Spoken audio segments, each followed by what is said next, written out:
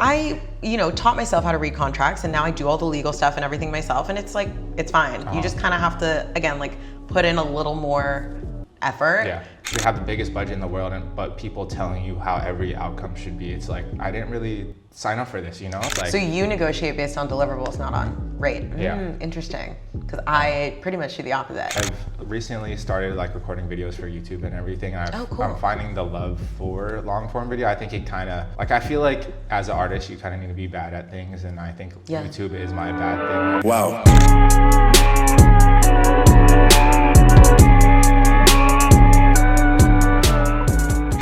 Who should start? You want to start? I was gonna say that while I'll she was start. counting down. Introduce yourself. Yeah, my name is Ralph Romeo. I say I'm a photographer, but I think it's like evolved over the years. So I think content creative is like the main job title. So yeah, I'm a content creative, everything in between. What about you? My name is Nesrin Danan. I am a professional photographer. I think it also has evolved into doing some content creation, but still like my main job is professional photography. I like saying photographer just because it's like, that's like what I started with and like. But I feel like that's what I started with, and now I do other things, but I still stick to that because that's like my day-to-day job. Yeah, for sure. But I now create content around that, and so I would say I'm like a lifestyle creator because my life and what I'm doing and behind the scenes and shoots and travel and stuff is the content that I'm putting out. So yeah. Got you. So like in a perfect job scenario, what are you doing on set? Like what is the... So I started out as a concert photographer. I was touring with artists and musicians. That was super fun. I loved doing that. And then I was also doing social, like all of the kind of front-facing photo stuff for big tech brands like YouTube, Twitter, Facebook. And then the pandemic kind of forced me to pivot because there were no concerts, there were no front-facing creator events. So now I do more celebrity, entertainment, brand, lifestyle photo stuff. Like I shoot a lot of brand trips for brands, and I do all of like the candid capture at like Fashion Week and stuff, and I go with celebrity clients and like shoot their looks before shows. So it's kind of more like lifestyle photography. Yeah. Like I don't want to say only like portrait stuff, but more on like the portrait side of things. But I also do a lot of big brand events. Every day is different. So I feel like my ideal day on set doesn't really exist because they're all so different and they're so fun. But yeah. I mean, I guess if I was asked, like I think I have to split between the two. Would you rather be an event photographer or campaign, like you're coming home with like 10 photos max? Like, I mean, maybe not 10, 10 is way more than like, 10, come on. Like 10 to 100, yeah. As opposed to like 1,000, Definitely more stuff like that, because for me, event photography is fun and there's always a good budget, but flash photos get really repetitive it all looks the same to me, and I like a little more creativity in my vibe. Definitely the same way. Yeah. So wait, what led you to start creating, and how's it been? Ooh, the story goes all the way to high school when I picked up my first camera in I think it was digital photo class or just photography class when we learned like how to work in the green or not the green room, the dark room, and like same. I took film photo. Photography. Yeah. But yeah, I picked up my first camera in photography class. Really loved like taking photos and making composites of everything. And then, funny story, like my parents actually saw that I was doing well in photo class during the parent-teacher conference. Like they saw my work displayed in the display case and everything, and they were like, "Hey, he's actually like he's kind of good at this." So let's buy him his first camera for his birthday, and I got a Canon T3i. I don't know where you started with the camera. I had a Nikon D3100. Okay, so same route. Canon literally T3i same vibe. starter kit from Costco. Like the bundle, you get the strap, you get the first like the kit lens. That's like terrible. Yeah. But yeah, that was like the best present I've ever received to this day. It's just like I love that. And yeah, I picked up that camera, shot like my friend's senior photos, like shot all the family photos. Like my cousins would ask me to take their family photos. Literally, we have like the same story. I know. I feel like it's the photography trial course, and then you just kind of branch into like doing more creative things, like going on like hikes and stuff, and taking landscapes, and then it kind of got down to like, then I went to college and kind of put the camera aside. Just because like growing up Asian, like my parents didn't value creativity as like a career. I feel that. And I feel like also our generation, it was very like, 100%. Go to school, get a real job. Like that's a thing. Like, yeah. Like, are you gonna take photos like at weddings? Or are you gonna do family photos like full time? It's like I couldn't be doing that. So I went to school for computer science, and at UW, and on the side, I was working as the campus's graphic designer, where I was like, maybe I could pick up my camera and do like some stuff with being the graphic designer, and that like, that's where the love for photography and love for creating art just came back, and I was like, you know what, maybe this degree, like this college education isn't for me. Like, yeah, like I know I'll get by, like I could finesse my way through this degree, whatever, but it's like, will I like love doing this as much as the other kid that's graduating next to me? It's like, no, like I'd rather. So you didn't graduate? I did graduate, but okay, you did. That was for the parents. Like that was for my mom and dad, that was for you. But that was for the parents, and right after that, I'm like, no, I'm gonna pick up the camera again and start trying to do things. So right after college, or like in between like graduation, like summer quarter, I was working at Champs, the sneaker store. This could go a whole nother like, what's it called? A whole nother topic, but I love sneakers too. So it's just like, I worked at Champs, was buying shoes every weekend, and I was like, hey, like, why not take photos of the sneakers that I was buying, like just to justify my purchase? And I'm like, why not take it a step further from just taking a photo from straight out the box to like building something out of it? So I'd like borrow my friends and be like, hey, you want to like model these sneakers for me, and like take photos of these new Jordans that are coming out, or all that. So like my whole Instagram feed, like from 5 years ago, is just like sneaker photo, sneaker photo, sneaker photo. Okay, cool. To the point where I was like, hey, this like commercial storytelling thing is like really fun. Like I think like every time I'm picking up the camera and like I want to do something, it's to tell a story about a product, or like just because like I don't know, you live in LA, like you see like product all the time, so it's just like I feel like every product has a backstory that needs to be told. And I think also, you know, back in the day, like years ago when we were in college and stuff, the creative marketing around some things was arguably like not creative at all. Oh, for sure. And I would constantly look at commercial stuff, or like when I was getting into concert photography, I would see concert photos that I'm like, who allowed this to be posted? What's like the story being told? But behind it literally like was bad, and I was like, I know I could do this better, and I know there's a way that I could like carve this niche for myself, because I can do it better than that person, and they're doing it for a living. So I think that's an interesting way too, when it's like you love something so much and you have a vision for it. You're like, how can I make like, this how do I into make this work? How do my I make job? this like a career? You know, so like you grew up in Portland. I don't know if you wanted to. But, we're both Portland, from the Pacific Northwest. Pacific Northwest, but you grew up in Portland, right by Nike headquarters. So it's just like, that was the end goal for me. Like that was like my destination. Like picking up the camera, picking up these sneakers, like I'm gonna end up at Nike somehow. Like I'm gonna end up at like one of these like headquarters somehow. It didn't happen, but also, that was like the mission, like, you know? I think that's always fine. I think setting your mind to like a goal and then that journey taking you to a completely different place is the fun of it. I think I saw myself as being like a full-time like tour photographer like forever. You know, the pandemic did shut that down for me. 100%. But now I love my job so much more now that I've like pivoted, opened myself up to like a ton of different avenues. I do so many different types of photography now. For sure. I never saw myself at Paris Fashion Week every season, but like that's something I do now regularly. And I'm like, this is so fun. I feel so lucky to do this. But it was kind of only because I was like detoured from my original plan. Oh, awesome. What was your original plan? I really loved touring and music photography and concert stuff. And I think I just saw myself like riding that out forever. But I also felt like I kind of started hitting a wall where it was just, I don't know, things weren't feeling as creative. I wasn't getting the jobs that I really wanted. So I was kind of stuck doing stuff that I wasn't as passionate about.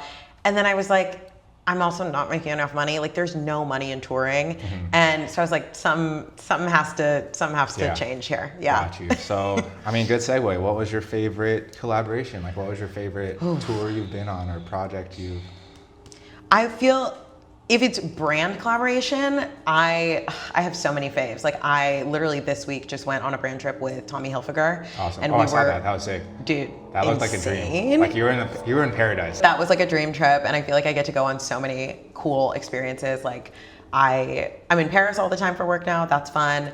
I work with Hyundai, which I think is so fun. They have like some of the most fun trips. We did like the Billboard Music Awards this year. I don't know. And that was that your personal brand or was that a photography? Yeah, that's just personal. So I kind of evolved into doing content stuff because after working with celebrities and really big brands and stuff, obviously you start to grow a following on social. Definitely.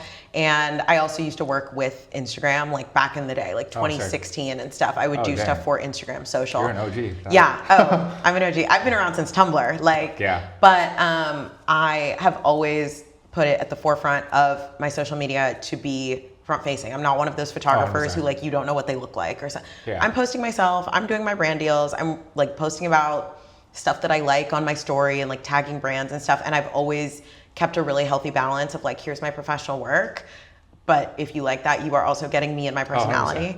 And I think not a lot of photographers do that, as you probably know. And I think it's a unique way of approaching it because I'm able to do brand deal stuff as well as photo stuff. I also think that's super important because like if you look at your favorite like athletes or like NBA players, for example, it's just like your favorite ones are the ones that are good in front of cameras. Totally. Like, they are like everyone's playing basketball, but it's like your But you favorite like them for a ones. reason because you've heard them speak and like you think they're cool. And and it's like they're so much easier to be hired for like a commercial or for like an event or like to be in front of like a crowd just by by their personality. And because they are in front of the camera. So wait, what's your favorite brand collab and why? Oh, my favorite brand collab. Let's see. I'm gonna shout out Foot Locker because Foot Locker has been like family ever since day one. Like they saw the potential in the sneaker photos I was taking back in the day, and it's like I worked at Champs. Foot Locker like owns Champs, so it's like a whole like full circle moment working with them. So I'm always shout them out. They always like keep me busy. They always like keep me on top of things, and like they always offer opportunities when they ever have them. So Foot Locker is probably my favorite brand collaboration. And it's also like something that's like so special to say. Like that I love when it's like personal too. Like when a brand I really love reaches out and is like, hey, we want to work with you. I'm like, this is the best day of my life. Yeah. Like, so it's always like their first project was like nothing like crazy, but it was just like it's evolved into something where like now I have full control of like productions and like, whatever influencer ambassador they're working with, like I have full control of what the creative outcome may be. So it's just like super special to me that is something I could say about a company and like of that magnitude too. Like they're like I love sneakers. It's like they're the face of sneakers and sneaker culture. Incredible. So it's just like So do you prefer complete creative freedom or a big budget? That's a tough question, but I think as of last year, like this last year that I moved to LA, I think creative freedom is way more important. Just for the sake of longevity in this career, I think creative freedom is what keeps you fulfilled and wants you to keep going. Like big budget is cool and all. It's just like, are you having fun? Like, are you having fun with the camera in your hand? Like, you could have the biggest budget in the world, but people telling you how every outcome should be. It's like, I didn't really sign up for this, you know? It's kind of and it really stresses me out, especially when a client is pushing me in a direction that's like not my style. Oh, 100%. Frequently people are asking me to shoot stuff that I'm like, I literally would never take a photo like that, so I don't know what you're talking it's like, about. why did you hire me in the first place if you're just gonna nitpick everything and like tell me how to edit a photo or like. But I do notice that the big budget clients are the ones who are like, do whatever you want. Oh, 100%. They're never complaining. They're never asking for revisions. It's so sick how it's become. It's really interesting. So I think they can definitely go hand in hand. For sure. There's always, have you seen that meme that's like, or it's like a tweet that's like, big budget client, like just no revisions, but like low budget client, like under $1,000, like there's like 50 revisions being. Oh yeah. Like it's like, that's like super true. They do be like that. And I also think as I have grown in my career and stuff, I feel very thankful to be able to say no to things. But when people come to me with something that's like, I'm looking at it and I'm like, I already know you're going to give me a hard time. That's an immediate no for me. Yeah, for sure. Yeah. It's also hard to like stray away from the big budget. Like I feel like we're like, so blessed. What am I going to do? Say no? Yeah. But like, I feel like we're so blessed to be able to say no to some budgets sometimes though. So tight turnaround or delayed payment? You go first. I mean, I work on a very tight turnaround all the time because starting out as a tour photographer, all of my photos were due within like 2 hours of the show. Crazy. So that is something that I have worked into my workflow, and it's nice because you can upcharge for that because literally nobody else knows how to do that. Oh yeah. But yeah, I turn stuff in night of usually. Yeah. So I don't mind a tight turnaround. Yeah, for sure. I think I'm the same way too. I think But do not delay my payment. Because I'll be in your inbox saying, Yeah. hi, Net 30 was yesterday. Yeah, Net 30 is crazy. Net 30 is crazy, and it was yesterday. But yeah, tight turn. I think as photographers or as we go through our career, like we're just used to doing that. Yeah. Like, and I think that's just the norm for any project nowadays. It's like, Totally. I think if they're hiring you, they expect something really quick because like that's what they. And I feel like, want. I don't know if you do any event stuff, but I'm like, event stuff particularly, they want it immediately because everyone wants to post the next morning and they want to get photos out to talent and they want to. I think you have it a lot quicker than I do. Yeah. I mean, with like sneaker releases and releases in general, it's like you have a release day that might be next week. That's nice, yeah. That they have to overview, but like the overview has to happen the next day. Yeah. So it's like, I mean, you got And they me have to beat- go through approvals. You got me and beat all by that like 24 hours. Yeah. So. Laptop or edit on your phone? Laptop, because I'm a professional. 100%. Dang, the shade. Are you kidding? The shade. I don't even have like Lightroom mobile down. Me neither, because the why would I do that? The only time I edit on my phone is the camera app. Like, yeah, or if like I a need slight, to like Facetune something. like- I'm Yeah, the not Facetune editing on my doesn't phone. Okay, shoot S-Log or Rec 709. I don't know what that is. I honestly, I mean, I shoot S-Log because I'm on Sony, but I use both. Is that video? So, yes, What is it that? It is video. Okay, so I don't do video, so I don't even know what that is. So it's like before you color grade, like if you shoot, it's like a raw photo. Like, oh, okay. it's like if you were to. Like RAW or JPEG? Kinda. Like RAW? Like what's the other file type? Raw or just not raw, I guess. Okay. Yeah, so S-Log, I shoot Sony. So Okay. color grade or straight from the camera? That's your question. Color grade, obviously. Yeah, for sure. I think editing is a very big part of my photography. Mm-hmm. It's remained consistent my entire career, and I think it's one of those things where people like look at it and they're like, that's a Black Prince photo. Got And you. so I'm very big on my edits, and they have to be perfect. Got you. Yeah, what I about guess, you? Do you, I guess film or digital? Like, I primarily shoot digital for work, and I keep film reserved for fun. I do a series on my Instagram called Friends on Film, Oh, sick. and that's just like what keeps photography like For fun sure. and silly for me. It's like the BTS of my life. It's like random people that I see at parties, and like it's just like silly. I love the like concept of film nowadays. I don't shoot on film anymore because I'm so scarred from high school. Like, well, but you don't have to develop it yourself. I know that's true, but it's just like that's true. But Developing it myself developing was crazy in the bag. Me, and yes, like, made me dude, never want to do it again. I'd like go but through I'd go on an adventure for film photos, have to develop myself, and the whole role is just you mess it up. cooked. Yeah, like build character. I know, and Yeah. then it's like assignments due the next day. It's like I have to now go to my backyard and take photos of this tree and Yeah. submit that instead of Having like, to shoot a roll a week in high school was crazy because I was like, I'm not doing anything Oh, except yeah, being at for school. sure. Like, what do you It's mean I have like, to shoot I a think roll? like my best That's a waste photos, of film. my best photos were like the construction car in front Yeah, of my yeah. driveway. Or like it could have been better, but Yeah. yeah, maybe I'll pick up a film camera. Do you shoot with any of like the like a Fuji or like anything? I have with a presets Leica built in? C1. It's like a point and shoot. Oh, sick. That's usually just what I stick to for Friends on Film. And again, I don't really shoot it for work. That's like Oh only yeah, for for fun. sure. It's like pulling out. Yeah, and I'm like add just dinner. like also all work stuff. I'm like to turn stuff around really quickly to make sure everything's super sharp, in focus, whatever. No room for user error. Yeah, We're shooting I digital. love editing too. Like I Yeah. love being able to like. Yeah, and I work feel with, like the mastering also I stuff. have a editing style that looks kind of analog, and so I'm like it can look It as could go filmy both. as they need It it to could go look. both ways, Yeah. for sure. Okay, wait. So long form or short form content?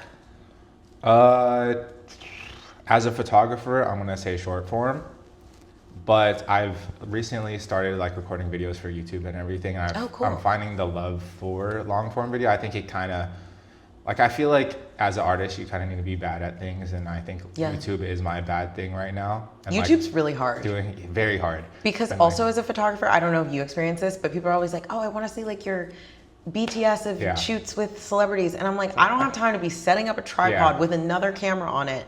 And then I have to edit the photos and edit a whole YouTube video. for sure. Like it doubles the work for me, and I it's just tough never have 'cause, like, time. yeah, I'm learning this now, but the long form stuff, I'm like so over it by the like Yeah. edit. Like it's like that happened a week ago. It's But I why am like watching people's long form Me content. too. So it's Yeah. like, why can't I I just make can't that? make Like, it. why can't I do that? You get know? a 7-second montage reel from me, and Yeah. that's all you get. So Yeah. short form right now, but I'm learning to love long form. Okay, I would say short form as well. If you had to lose one piece of your kit, what would it be and why? The examples are tripod, camera, laptop, or phone. I need my phone, but half of these examples of like creating art, I lose my phone. Like I wouldn't. Really, I would lose my tripod. I just. I don't give a fuck about my tripod. Really? Oh yeah. no, I guess. not at all. I guess you're like so run and gun like. In a I'm medical very style. run and gun, and also anything can be a tripod. That's true. There's Before I owned a tripod, when I was like very broke in college, I was making things work with like stacks of books and like you could figure it out. I guess I didn't look at it that way because I don't know. I mean, just keep your hand still, right? I love my phone. I'm addicted to TikTok. Well, in that sense, like looking at my phone, like I can't leave my phone. Right? But like taking photos with my phone, making videos with my phone, editing with my phone, like True. I'm off. I don't need that. True. I don't use it as a tool. Yeah. What are some challenges you face as a creator? I also think this is an interesting question because as a photographer, I feel like I don't face many challenges. I know that's a very like privileged thing to say, but I feel like I'm at a place in my career where I'm like, if I really want to do something, I can like reach out to someone, I can make it happen, or like brands don't fight me too much on my rates. Like it's going pretty well. I think as a creator though, there are some things that I don't know, like some like influencer things where I'm like, oh, I would really love to partner with this brand and like as me and not like shooting for them. And I think that's sometimes hard to pitch because they're like, oh, like shoot our spring summer campaign. And I'm like, okay, well, what if I just like came to the runway show and like sat front row? But like I'm more established as a photographer than I am as a creator. And so I think that has been interesting to navigate because some influencer stuff I'm doing, I'm like really loving and happy with, but I have like ideas for other things and it's harder to get those in motion. I think that's also like to branch off of that. I think challenges, like finding fulfillment in like your work, you know, like I said earlier, it's like you want to take on the projects that you find fulfillment in, but that can't always be the case because you got to pay the bills and like rents too, you know? So I think challenges is trying to balance the passion and career at the same passion and business. Yeah. Just finding an even balance between the two, like especially as a content creator that also does photography campaigns and all of that, it's like we have to find the balance of when we could take a brand partnership and when we can do a campaign because we don't got time for like to do both. I hate taking stuff that's off brand too. Yeah, I really like, I used, especially in college when I was like broke and I was like, I will use my camera to shoot anything I possibly can. I was doing basically every brand deal that came my way, which wasn't a bad thing and I was making money, but I also felt like it wasn't steering me in the direction that I like wanted to be going with like the brands I was really interested in with the like aesthetic that I like wanted for myself and stuff. And I think that can be hard too, kind of figuring out where you want to go with things and saying no to stuff at a point where you like need those jobs is tough. Yeah. Got you. Like figuring out what you're doing with your personal brand. What is the like, sorry to go off topic, but what is like the dream like job? Like what is like, what haven't you done yet that you want to do?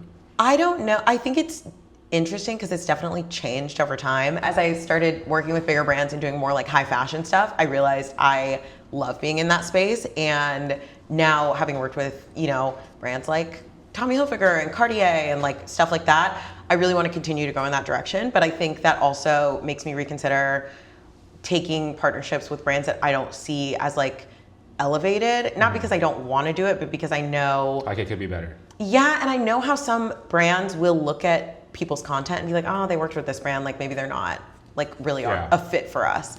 So I'm just like a little more careful with what I take because I really want to be on brand for the people I want to work with. Like I would love to work with Chanel and YSL and like Fendi and like do more high fashion stuff. And so I try to angle myself in that direction. I definitely think it's going in that direction too because I think like the higher designers need someone that's not like more down to earth. Like it's just like someone that's for the people in the community because like they can't just hire like the best photographer on the planet just because it's like so unattainable to like work with them. So and I also think people like more candid like lifestyle stuff, especially for social. Yeah. I'm like for campaign stuff, I do still think like big editorial photographers will always be the thing to go for. Oh, for sure. But I think for social, people have noticed it pivoting towards more organic. Like, more organic, like kind of relatability stuff works better. Like you are selling more stuff. Mm-hmm. Yeah. Gotcha. So, what are some of your techniques for growing and engaging with your audience?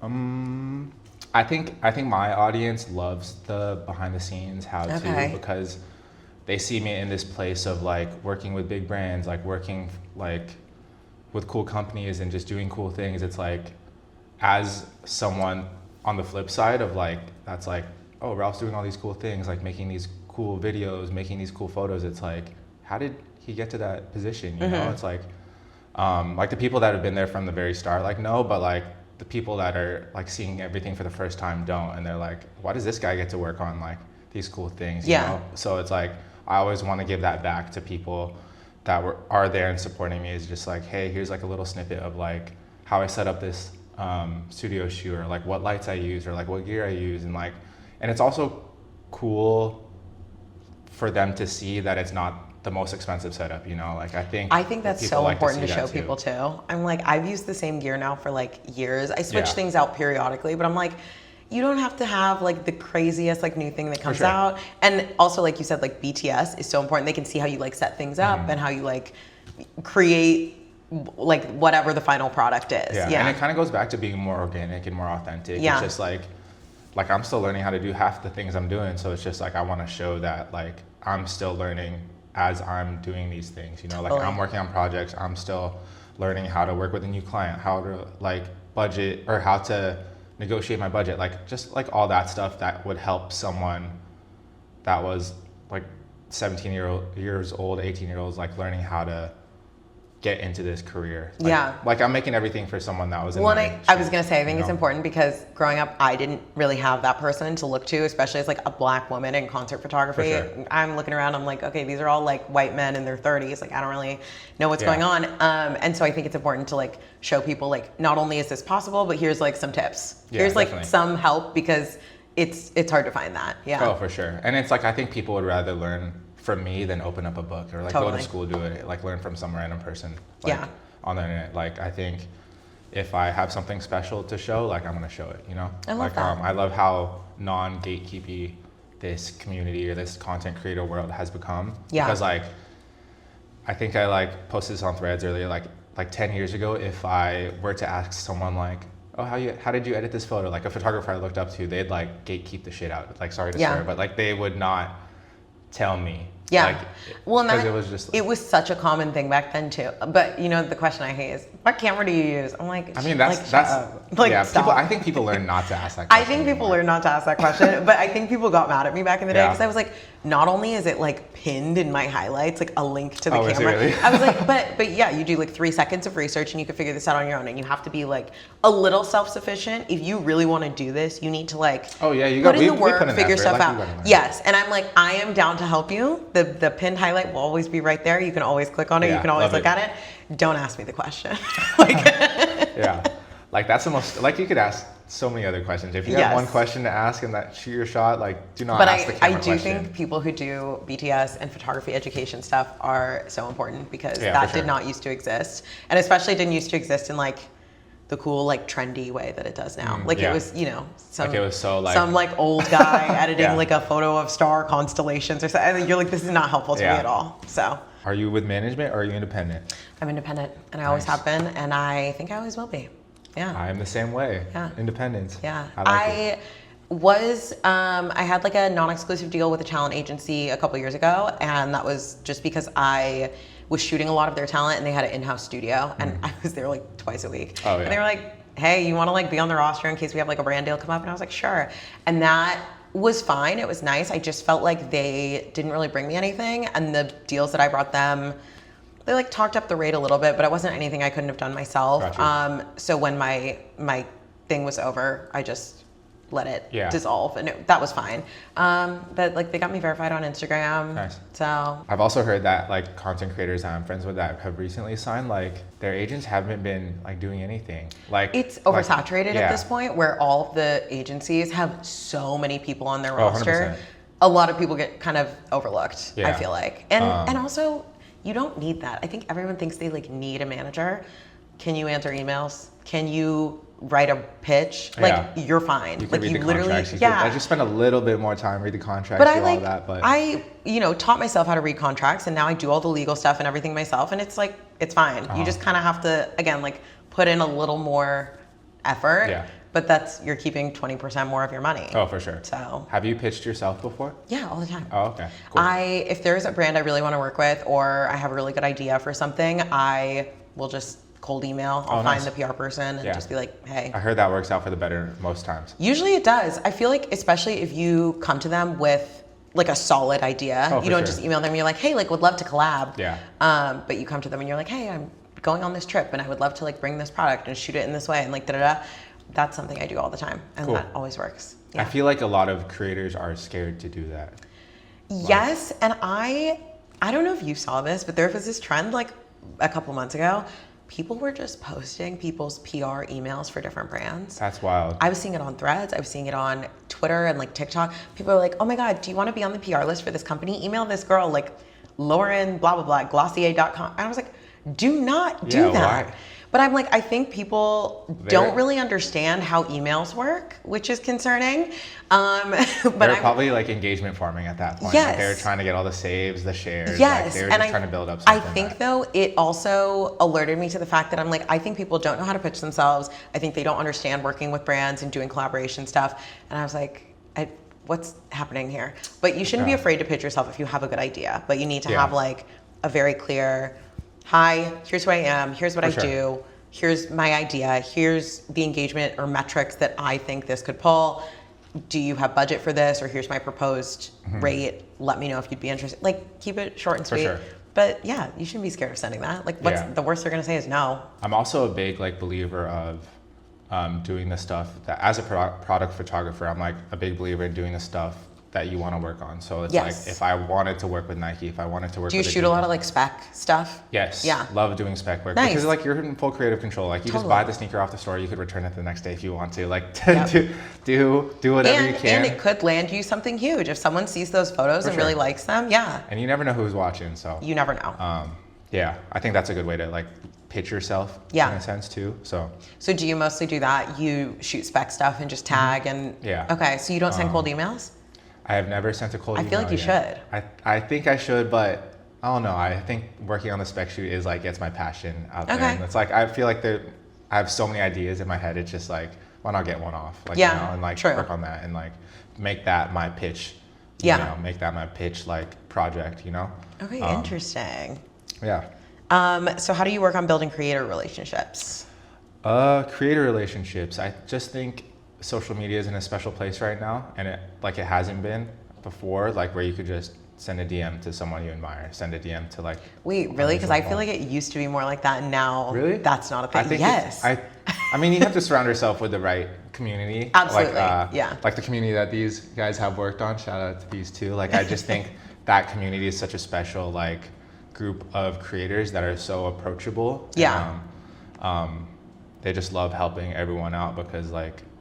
I don't know, I think that's the way it should be. Like, as an artist, like, you know, community is the most important aspect of any job project you work on. It's like, without community, it's tough to go anywhere, you know? Well, and I also think LA is such a word of mouth town. And I know maybe you've only been here for a year, and so maybe you're new to it, but literally, networking in Los Angeles is the most important thing you can do ever. Like, even when I still lived in Portland, I would fly to LA, like, almost every weekend whenever I could afford it, just trying to pick up work, going to parties, going to whatever. And I met some of the most interesting people. I met some of my closest friends, but it really was like, they were like, oh my God, like, you're such a good photographer. Are you going to be here next week? Like, my friend's throwing this party and they would love for you to shoot it. And that's kind of how you get the ball rolling. And now so much of my work is word of mouth. Everyone at brands knows everyone else at different brands and stuff. And I think, I think networking both like laterally, like with other creators, but just with like anyone you're on set with and stuff. For sure. Like you said, like brands hire the person, like over like any, I mean, the work speaks for itself, but it's like brands want to hire the person behind the camera rather than like what equipment, what they're editing with. Like they want to hire the person, and that's the most And if you have like thing. Good reviews from other people or you come highly recommended. Also just like being professional, being super friendly, like easy to work with is always like paramount to anything. I know a lot of really good photographers who are not nice and not on time for things and deliver edits late, and they aren't hired again. Yeah, for sure. Do you think you have a healthy relationship with social media? Yeah, yes and no. I think I have a healthy relationship where I'm like, I don't care about likes or followers or like what, like I post what I like and I'm not too concerned about the general public, but I do think it gets to everyone as a creator. I'm like, this algorithm is kicking my ass. It's not fun. And so sometimes I'm like, ugh, like nobody saw this post. Do I delete it and like repost it again? Like whatever. But I think the unhealthy part of my relationship with social media is my TikTok addiction. I can't stop scrolling. Oh, I was gonna answer the same way. I literally can't stop scrolling. Yeah. It's really bad. I like have like my Instagram limit for the day, so I get locked. Like I'm locked out right now. See, and you're better than me. So, but my TikTok is like, it doesn't work on TikTok for some reason, like the iPhone one. So and I'm that's just gonna keep fine. scrolling. I wouldn't set it even if it did. Like. But yeah, as far as posting, I think since we are both like photographers, content creators, I feel, do your photos of yourself do better than your work? They used to. Oh, really? I feel like in this new algorithm, nothing's doing extremely well unless I'm shooting with like a big celebrity or it's like a huge like pop culture moment. Oh, okay. But yeah, my photos of myself used to do like way better. So what's your, I guess, follow-up question? What's your relationship with Reels since you haven't done like video? I do Reels. Again, it's kind of more in an unprofesh way. I do like aesthetic, like quick cut montage videos with like trending sounds and stuff. So it's like, I will post Reels, but I'm not a Reels creator. I know a lot of people create their videos specifically like for TikTok, for Reels. I'm editing in the app. I'm just doing whatever. Yeah. There's no text, there's no hashtags. Yeah. Sometimes there's no caption. So that whole like... It's like for fun. that whole like, you gotta post Reels on Instagram or whatever to keep up with the algorithm, like that doesn't like... It doesn't really faze me, and I also don't keep any of my Reels on feed because I think they're ugly. I think Reels thumbnails, that little thing in the corner, the like video logo, I just don't like that. I just don't like it. So For sure. I keep my Reels on my Reels tab. I keep my photos on my main tab because I also like want my photography to be the focus of my account. Definitely. But I like them. I probably post like one Reel a week. Sick. Yeah. Also, as a consumer, I feel like I've been looking at more carousels than Reels as of I love a lately. carousel. I think that's the like, classic. I think it's like cool like that it's going back to it for... It's the way that Instagram should be. Yeah, for sure. And it's plus so many people are just like on their phones like with the like the volume on mute and everything, like driving and checking your phone, like don't do that. But it's like everyone watches on mute, so it's like why isn't the carousel like the normal like... And I also think people go to TikTok to look at videos and go to Instagram to look at pictures. I say that every time. Like I turn my volume on TikTok, Instagram I'm on mute. Like, exactly. I know what I'm getting from each platform. So you get it. What is your creative process when receiving a brief and working with a brand? Creative process. So after everything is like settled, like negotiated everything, I'm like, okay, I'm cool with this brief. Like I feel like this fits my brand. I go straight to like my note sheet where I just like jot down everything that I feel like could be executed. So if it's like a reel that they need from me, like I jot down like, okay, what's the story that I want to tell through my own brand? So whether it's like, if it's like a new like running sneaker, or like a new like, I just did a Lexus partnership this last week, and it's like, how does this Lexus that they want me to market or like post deal with my how do you make career? it you? So it was like a EV or a hybrid Lexus. Nice. So I was like, if I have a shoot that's like 50 miles away, I could use gas. If the shoot's within the city, like within 10 miles, I could use electric. So it's like stories like that, like I got to make sure to tell within my own brand. So that's it's like, so good. My note sheet was like, talk about like how you have to drive within the city sometimes. Talk about how like sometimes you have to drive far for like a random shoot that's only an hour long. Like talk about like that kind of stuff. Yeah. And I think that just goes back to what we were talking about doing stuff that is like really on brand for you, and you can fit that seamlessly like into your life, into your content. Yeah. Yeah. What about you? What's your process like?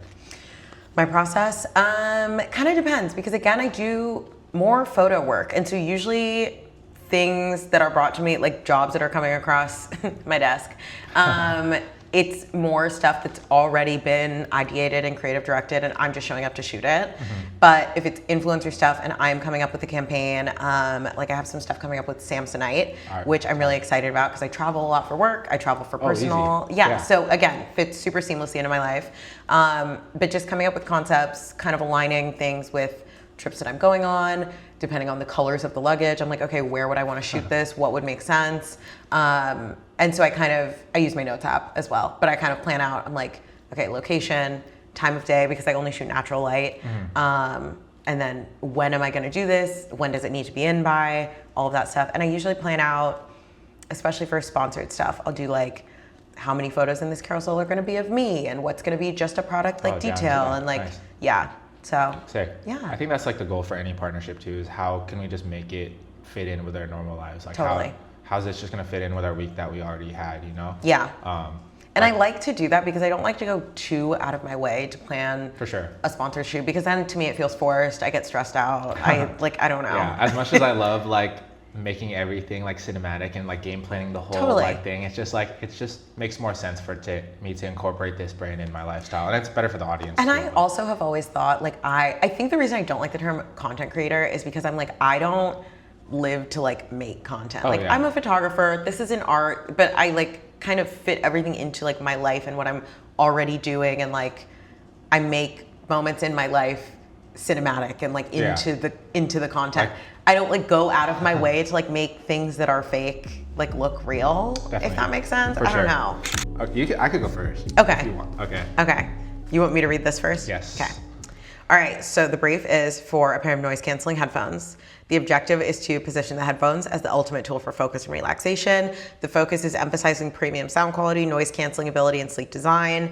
And then the creative concept examples are like as a workday essential, or doing a sound test, or like in a relaxation routine. And the deliverables are an Instagram reel or a TikTok. Sick. I mean, so I guess I go straight to my like notes app and just write down what the key points were, like whether it's like noise cancellation or like, what was like another feature of the product? Like, premium sound quality, noise canceling, and sleek design. Sleek design, I think for us, I think the most benefit would be the noise canceling. So like straight, then I like to think of like a scenario that I would need that to happen, whether it's like the gym or like while I'm like cleaning at home, I don't know. Or like travel or something. Travel, like on the airplane. So like I would think of like those things, but like what for sure came to mind is like going to work at a coffee shop where they're playing music that you do not agree with. So I go to this coffee shop down the street, and sometimes they'd be playing like techno music, and like sometimes it gets really loud, like out of nowhere too. Like, why aren't you playing like coffee shop music? Like, are you trying to like weed people out? Or like, am I not supposed to be here for that long? Like, is that the reason? So I think I would kind of branch off of that concept and be like, yeah, if you need like a pair of noise canceling headphones for like a coffee shop that you don't necessarily agree with the vibe or the music, like just throw them on, like walk in and like just make something off of that concept. You know? I love it. 10 out of 10. It's approved. Yeah. Thank you. Hopefully the budget's there. Yeah. But so yours is generate excitement for a newly reimagined heritage lifestyle sneaker set to be the must-have shoe of 2025. Okay. And then the focus is highlight its blend of vintage style and modern comfort, make it the perfect versatile sneaker for any occasion. And I'm gonna judge you on this because this is like my. What are the creative concept examples? Creative concept is day to night styling, transition outfits from morning to evening, or get ready with me, transitions, build an outfit with me, watch me style my sneakers, etc. Okay. Which is, from my perspective, is very oversaturated. Like the get ready with me's, unless it's like out of this world, like aren't hitting nowadays. I also don't really do get ready with me style content just because I don't do as much video. So I'm like, if I were shooting this, it would be a carousel. First of all, I don't care if they want a TikTok. I'm coming back to you with a carousel. I love it. I mean, as you should. Like, but I feel like I used to do a lot of sneaker stuff. Actually, I worked with Puma for a really long time. I had like a monthly contract with them. It was so fun. And so I think the way that I kept it different every month though was shooting sneakers in like different locations, or if I was traveling somewhere, I would kind of work it into like my trip, and I was like in a new place. And so I feel like if it's like a heritage, I would hope it's like a court sneaker, because I don't love like a running shoe. I feel like that's hard for me to push, but a cool outfit somewhere different. I would take it on a trip with me, and it would be a bunch of really cute pics of me like doing stuff in a city, like exploring a new city with a sneaker. Cool. What's the carousel looking like? Like, what's the carousel is like first picture is like me, full body outfit. It's an amazing outfit. I can see it in my head. I'm holding my camera. I'm holding like my film camera because I need something to do with my hands. Yes, personal brand. Sure.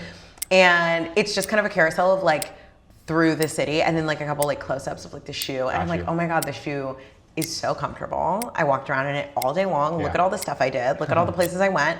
Isn't my outfit amazing because of these shoes?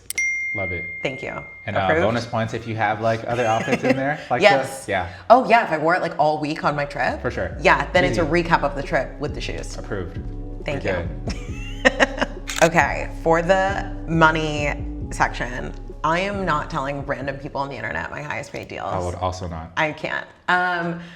I think pay transparency though is so important, and I talk about my rates and stuff with my friends and with people I know in real life. Like, if someone's like, "How much do you get paid for that?" Obviously, I'll tell you. Like, Yeah, for sure. I'm not that gatekeepy. It's like definitely good to know too, because it's like you don't want to undercharge yourself. It's like, dang, you got this much for Exactly. that, and I got half of that. It's I like, think why? the first time I realized I was like being scammed for a brand deal, I was like, wait, nobody's talking about this. Like we all need to like be in a group chat. But I also think it's really interesting because I don't know if you do this, but I charge a project-based rate.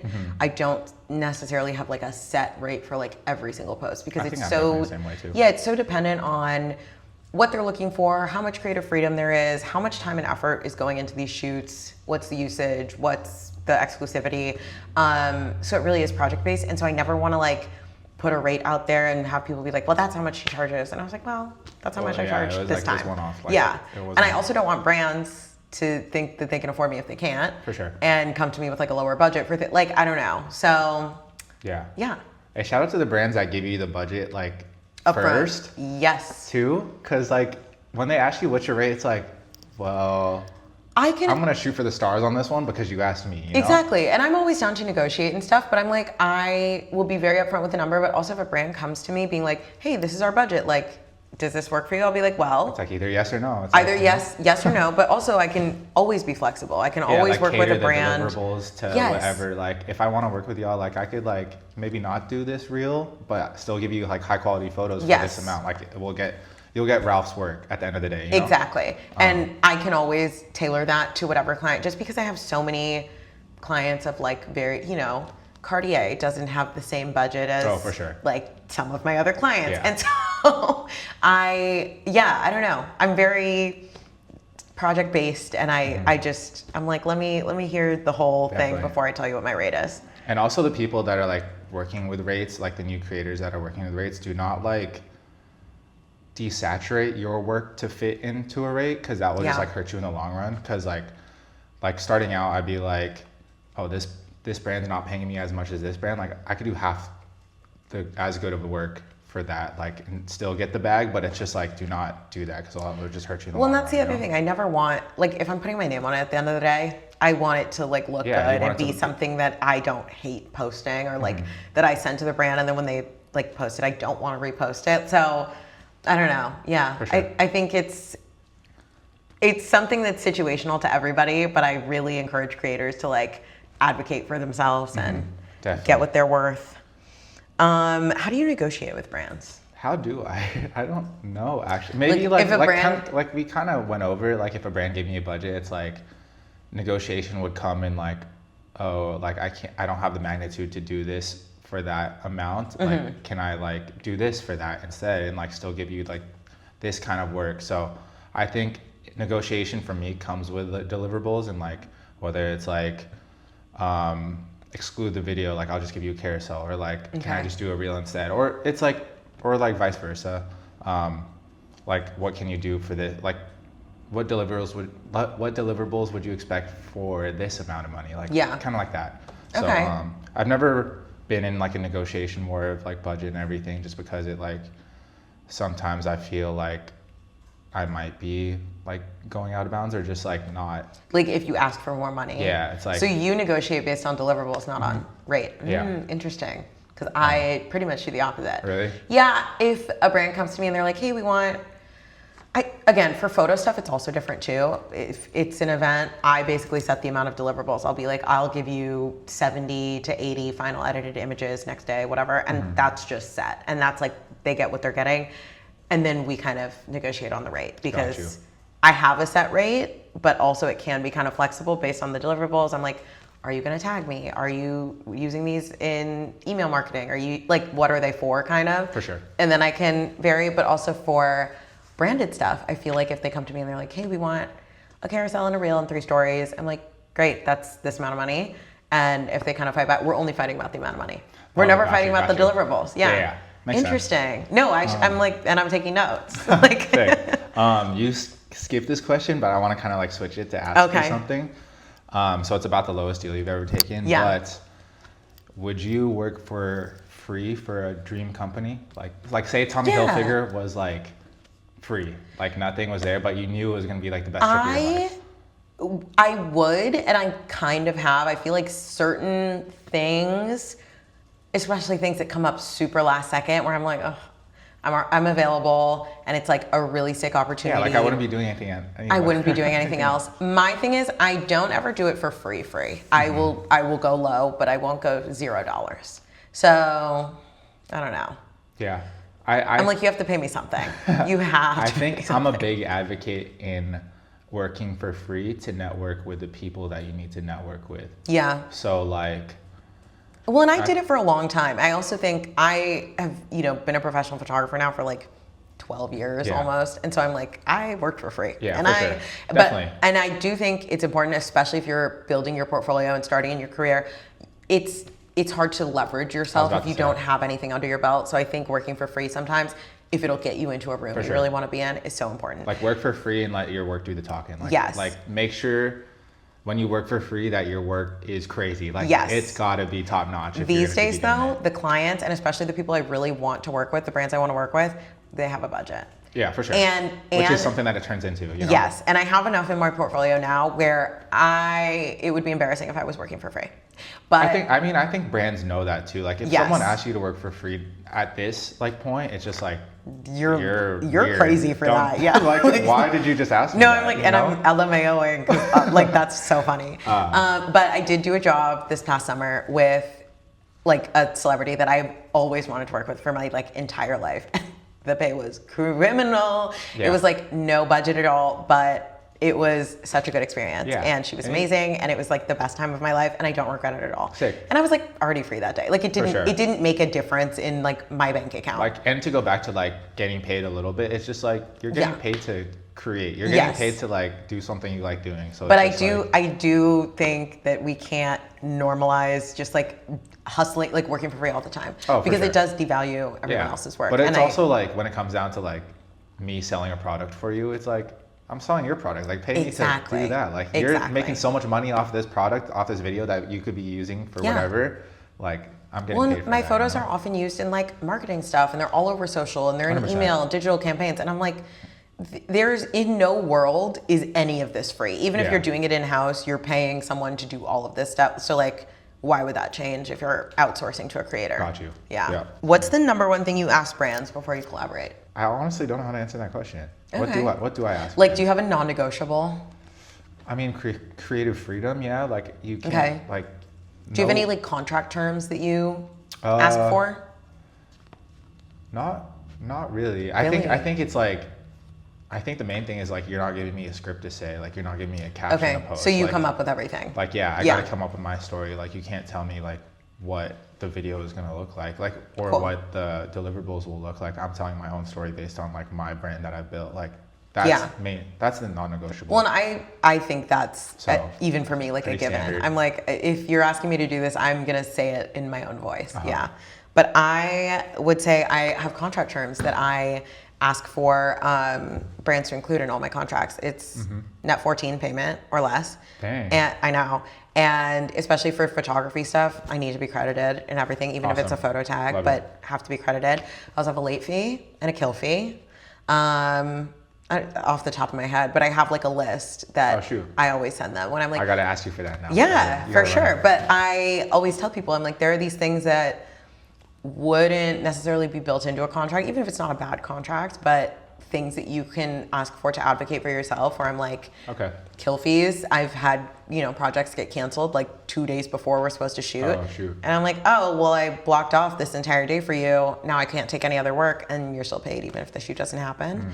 Yeah. Oh, cool. Also, late fees are great to scare people into paying you on time. Definitely. Like I feel like I have to be a little bit more strict when it comes to payment and payment terms. Yeah. It's like such a hard boundary to cross, but I feel like it's very necessary. Totally. Just to keep you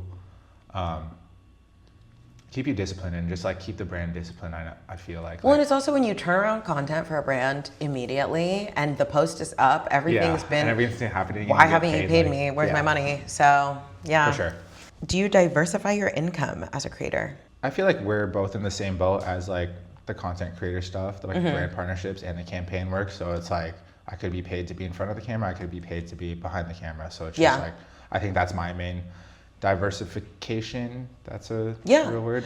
Do you do any like Amazon storefront, affiliate marketing? I like have to know not, it. Like gone into it yet. Okay. I think I've tried like doing an Amazon storefront, but like the pay wasn't like anything The crazy. conversion's garbage. Like I feel like I've sold like like I went through like the Sony ZV-1, like the vlog camera. I feel like I've sold like through my link like 20 of those, and it's like I didn't get paid. And you make anything. $20 on each one. And they're like $900 each. I'm like, it's crazy. Dude, I sold 20 of these. Like it's like I got like 5 cents. No, I remember one time through my Amazon storefront, I saw that someone bought the Canon R5 that I have. That's crazy. As well as like the Sigma 24-70 that I use. I was like, oh, couple $1,000. I made $33. Nice. That's not like, even like 10. Like, immediately, this percentage cannot is be a that? full-time job. The CNC community has rang, and we're here to answer. If you could only use one lens for a shoot, what would it be and why? Sigma 1.4 35 millimeter art lens. Whoa, you're a prime lens. It's the best lens I've ever had in my life. I love it so much, but I also think it's like the lens that like made my photography like so it's look nostalgic. the way it does. But it's like a stylized thing for me. For sure. Where I'm like, when people see my stuff with that lens and with my edit, they're like, that's a black lens That's it. photo. That's like a. So you're the 35 because mainly do people do 50 if they're taking prime. I find a 50 is like too close sometimes. Very close.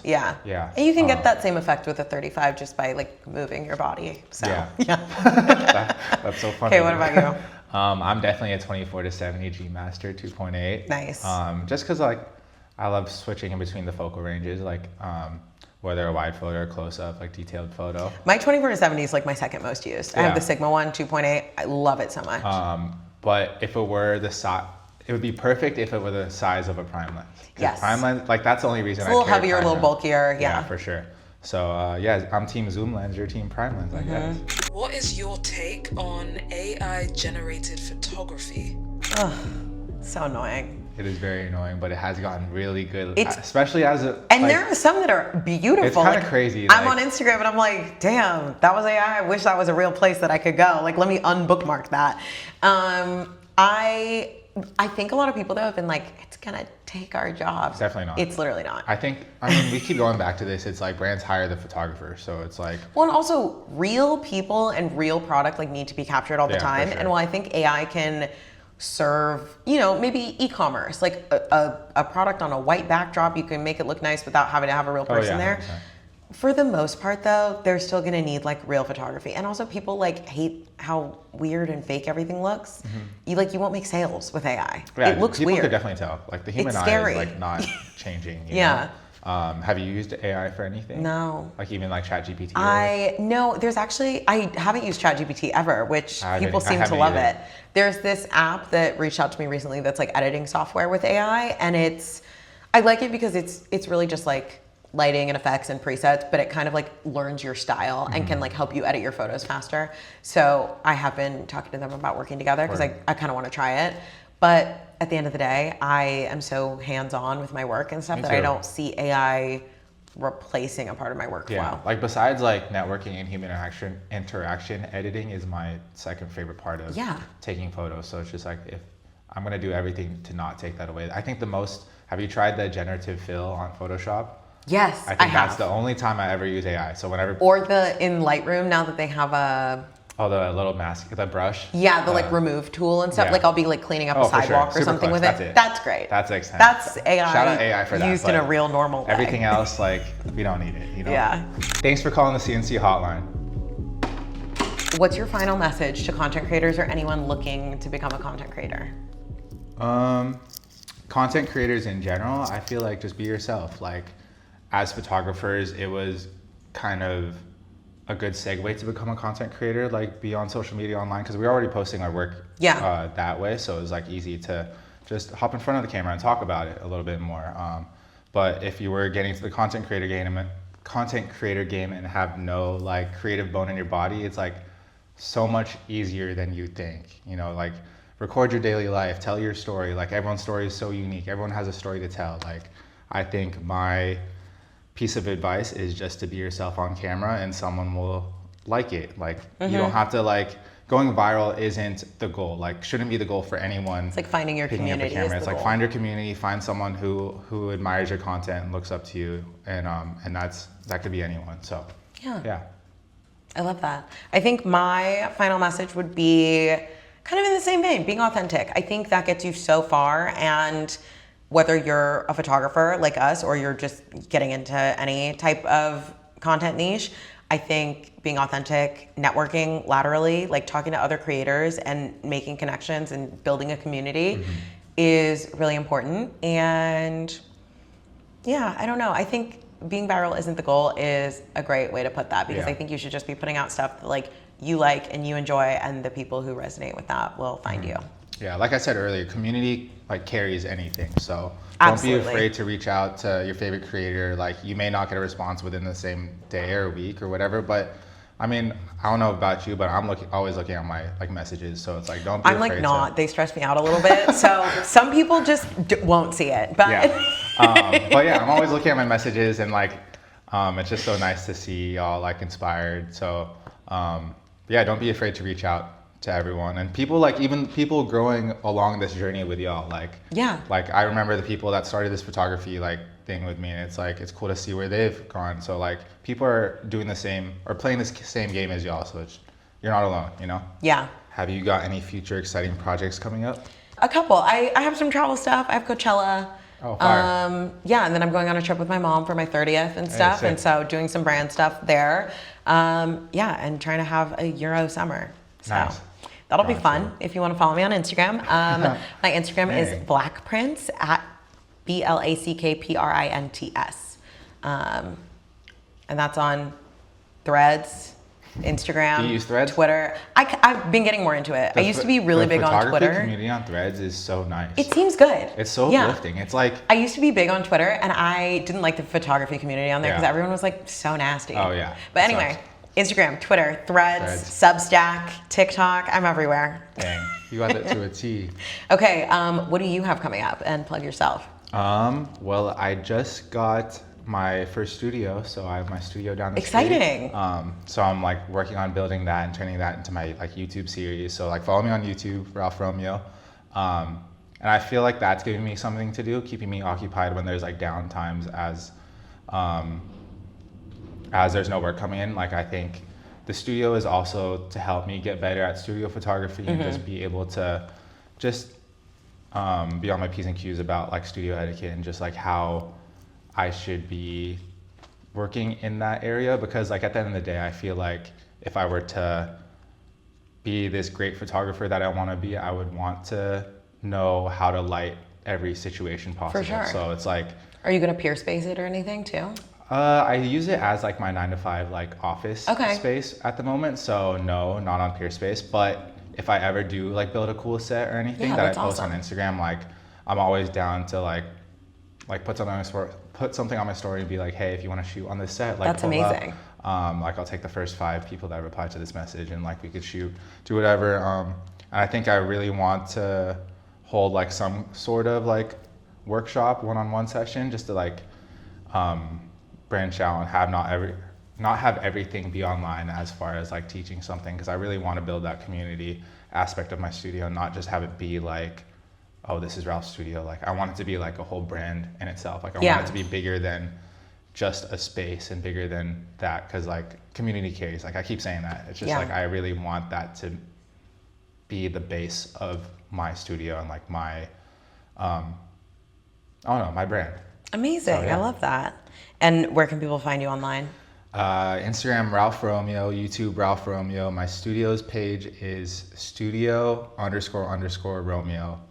Name the studio after my dad, because he's the artist of the family. So, yeah. Cool. Thank you, Creators on Creators, for having me and Ralph. This was so fun. Make sure you leave us a rating or review on any podcast platform. And if you're watching, drop a comment below and don't forget to subscribe. Wow.